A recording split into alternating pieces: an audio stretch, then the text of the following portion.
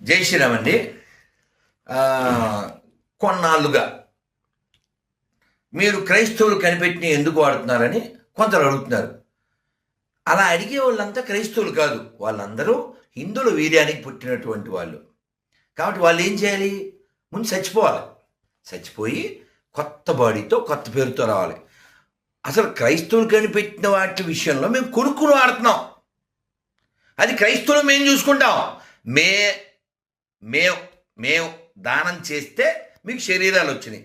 కాబట్టి ఎవడైనా క్రైస్తవులు కనిపెట్టిన వస్తువుల విషయంలో మాట్లాడడానికి క్రైస్తవులు రావాలి.